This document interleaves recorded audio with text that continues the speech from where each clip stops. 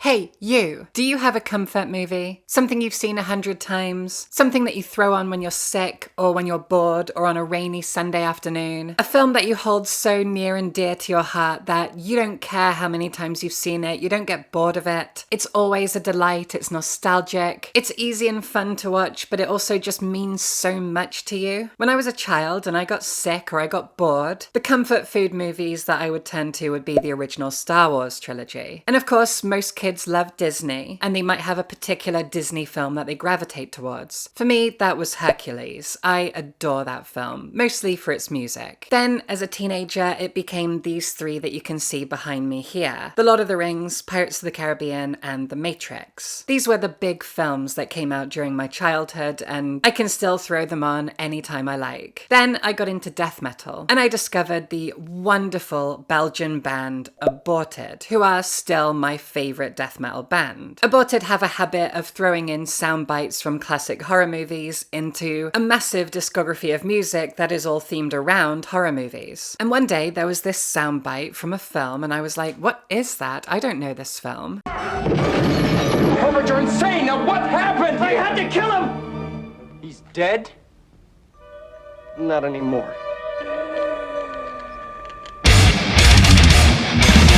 So I looked it up. Turns out it was Reanimator. Okay, what the hell is Reanimator? Well, Willow of several years ago, Reanimator is about to become your comfort film. I love this movie. This is an unscripted video dedicated to my adoration of this film. I even spent like 20 quid on this special second sight edition because I love Reanimator. Watching Reanimator in my early 20s got me into so many other great horror movies because at that time I wasn't very well versed in the horror movies of the 70s and 80s, and well, that was all about to change. Thanks to Reanimator, I got into the works of John Carpenter, and from there, of course, it just kept going. I fell further and further down the rabbit hole, eventually leading me to my other comfort movie, The Return of the Living Dead, which I'll be doing a video on at some point. In fact, come with me.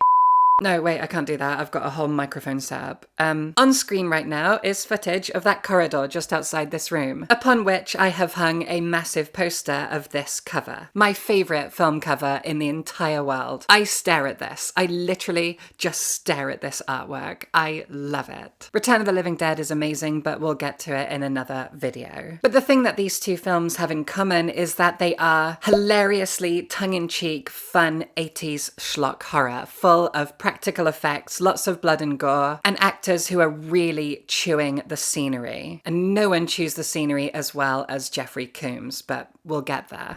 So for those of you who don't know, Reanimator is a 1985 horror movie, sometimes called a horror comedy movie. And I personally sit on the fence when it comes to whether or not Reanimator is considered a comedy, because while it is schlocky and tongue-in-cheek and silly and campy and over the top and all of that, it's also not a comedy in the traditional sense. Nothing is really played for laughs. It is more played to be over the top and absurd and ridiculous. As I said, all the actors are chewing the scenery, and it's certainly not a self-serious film by any means, but does that make it a comedy? I guess. I don't know. It's kind of a funny thing. Let me know your thoughts. Reanimator was also the debut film of director Stuart Gordon, and when I took a little browse through his filmography, I realized I have never seen any other film that he's ever directed. The only thing I recognized is that he wrote the story to Honey, I Shrunk the Kids. That's it.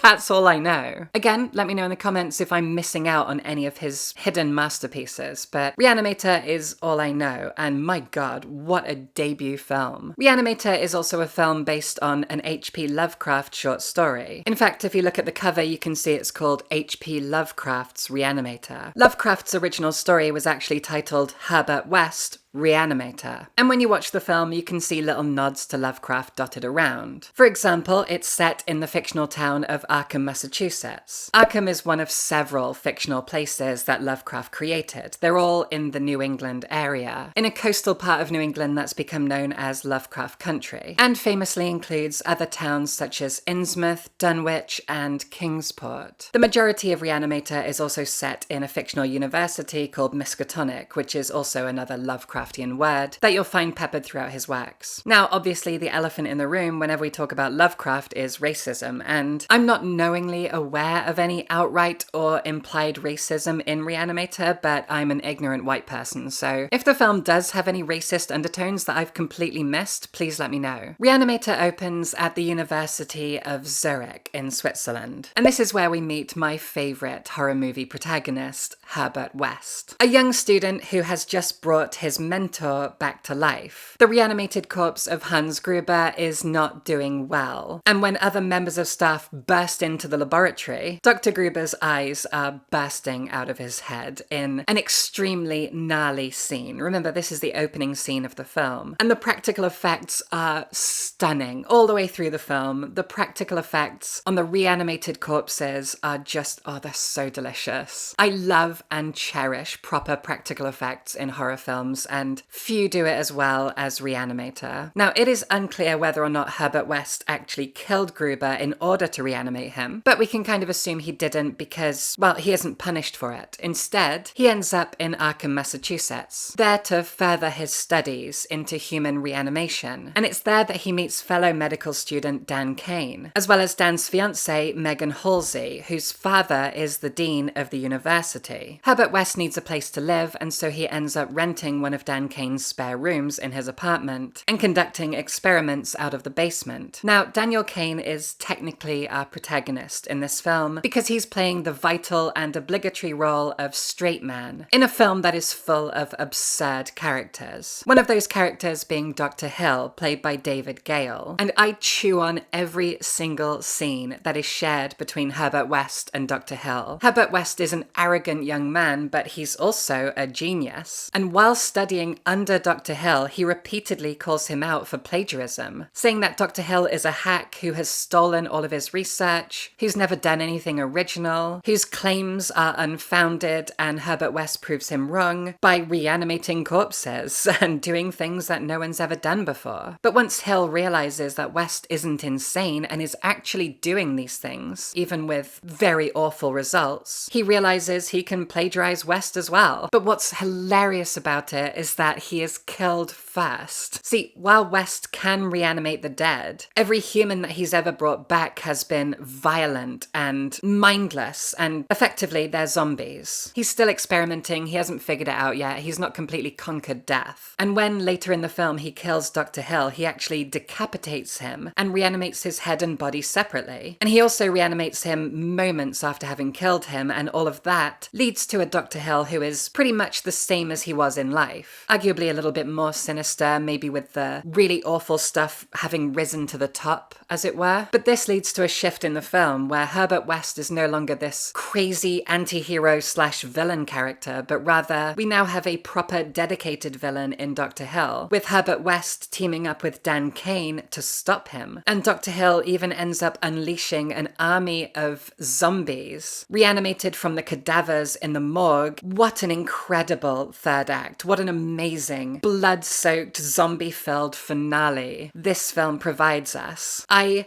love Reanimator. Another great thing about the film is that it is an hour and 20 long. When we talk about feature-length films, we typically think of 90 minutes as the minimum. A feature-length film is anywhere from 90 minutes onwards. But the original theatrical cut of Reanimator, my personal favorite cut, is only 80 minutes long, which is delightful for me because it means you can just kind of throw it on whenever you've got a spare moment. 80 minutes is not a lot of time to kill. So any evening where I'm bored and not really sure what to do, and I'm like, well, I've got an hour and a half I can kill. Reanimator. Reanimator is right there for me. And that 80-minute length also means that not a single moment is wasted. Every scene in Reanimator is fun, is frantic, is full of energy and absurdity, and it moves at such a wonderful click while delivering really shocking and horrible moments. Like when Dr. Halsey dies and Megan, the poor thing, has to confront the fact that her father is dead but also a reanimated, mostly mindless corpse, and it gets worse when they realize that Dr. Hill has lobotomized this reanimated corpse, and Megan's life just gets worse and worse throughout the film. But I also think there is some real thematic depth to the film as well. See, Megan's father, Dr. Halsey, is obsessed with money, obsessed with grants, and the plagiaristic Dr. Hill is the one who's always getting the grants for the university, but based on his own dishonesty and theft. Dan Kane is an honorable medical student, Megan is an innocent civilian, and Herbert West is an unhinged and incredibly fun young genius. Obviously a very Victor Frankenstein-coded character. And as the film goes on, Dr. Hill becomes more and more of a villain. Dr. Halsey is reduced to a mindless sidekick who does his bidding, and it's our three young protagonists who band together to put a stop to the old guard, who are very much motivated by greed and power and money. It feels like an out with the old, in with the new kind of narrative, that younger people have more noble virtues. In fact, by the end of the film, Herbert West is presumed dead, and the last thing he does is throw Dan a bag full of all of his notes and research, because nothing matters to him more than what he has achieved in life. And you can argue that all of that is for fame and fortune, but I mean, he dies voluntarily pursuing his own curiosities, almost as though he's ignorant to fame. What he wants is to pursue his passions, pursue his curiosity, and see where it takes him. Obviously, he has very few morals when it comes to what he does. Like earlier in the film, he kills Dan's cat and brings him back to life as a science experiment. He doesn't care about cats. He could probably be diagnosed as a psychopath, but he's also a genius scientist who is just trying to pursue knowledge and do things nobody's ever done before. In the campy, schlocky, absurd horror fashion of this film, he's a really fun character to root for. And another very obvious reason why I personally love Reanimator as much as I do is it's a very Frankenstein-coded film. Herbert West is basically Victor Frankenstein. What he's doing is the same as what Frankenstein does in the novel, trying to conquer death and reanimate bodies. And I am a big fan of Frankenstein. It's my favorite novel. I have a dedicated Frankenstein shelf that you can see. This is my favorite tattoo. I am obsessed with Frankenstein. You have no idea. Well, maybe you do. If you've been watching my book channel for a long time, you know that I'm obsessed with Frankenstein. And Reanimator is arguably the best Frankenstein film. I mean, we've got Bride of Frankenstein, that's a classic that I deeply love. And I did enjoy Del Toro's Frankenstein. But in many ways, 1985's Reanimator is a kind of spiritual successor to Frankenstein, and I think that goes a long way to explaining my love for it. I love mad scientists, I love zombies, I love monsters, I love crazy science experiments, I love science fiction, I love horror, and most of all, I love a campy, schlocky, over-the-top, practical effects-filled horror movie from the 80s. And, well, Reanimator came out right in the middle, 1985, slap bang in the middle of a decade full of schlocky, practical effects-filled horror movies with synth-heavy soundtracks, thank you, John Carpenter. And the music of Reanimator is wonderful. After the Switzerland scene, we get an opening credits that features these neon drawings of sort of bisected human faces, with the movie's main title theme playing in the background, and I always sit through it. It gears me up for the rest of the film. Now, going back to comedy for a sec, the bisection of the face reminded me of a scene that is out-and-out comedy when Dr. Hill sneaks into the morgue after having been decapitated by putting his own head in a sports bag and wearing the head of a medical dummy on top of his own headless corpse. So yeah, arguably Reanimator is an out-and-out comedy. It certainly has enough scenes like that to make it a comedy, but I never really think of it as a horror comedy. I think of it more as a tongue-in-cheek, schlocky horror thing. It's fun, it's ridiculous, it's absurd, and it has some comedic moments, but whatever. I'm kind of clutching at straws for no reason. Who cares? The point is, every single element that goes into Reanimator is something that I personally love and respect and am very grateful for. Jeffrey Combs' performance as Herbert West is legendary. I think it's probably my favorite performance in a horror movie. So many of his lines are iconic. Every time he makes a face, I love the guy. I adore the character, and his portrayal is perfect. I even love the fact that the actor is pretty short, thus creating this brilliant disconnect between his physical stature and his incredible intellect, even if it is a psychopathic intellect. His arrogance is hilarious. The way that he rips Dr. Hill apart and patronizes Dan Kane, everything about him is delightful. I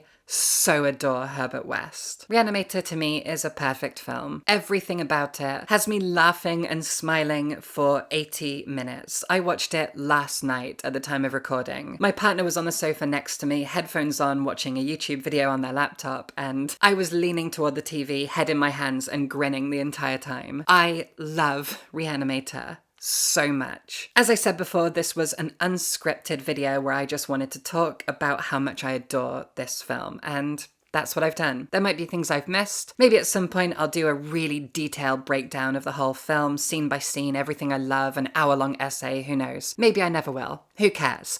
I love Reanimator, and I wanted to make that clear. It is my comfort film. I could watch it every day for the rest of my life. Reanimator is the perfect horror movie. I love it so much, and I hope you do too. If you've never seen it, go watch it. If you've seen it and you love it, tell me what you love about it. And if you've enjoyed this video, I have a Patreon, I have a book channel, I have a book of my own, and all of those things are linked in the description. Go check them out. I'd really appreciate your support on Patreon. This movie channel is slowly taking off, and I'm really, really happy with it. I'm so proud of what I've put out so far, and I'm going to keep going and keep going and keep going because this is an absolute blast. For the most part, this channel is going to have a focus on horror movies because nothing makes me happier. And talking about Reanimator gives me so much life, ironically. So go check it out if you've never seen it and subscribe for films.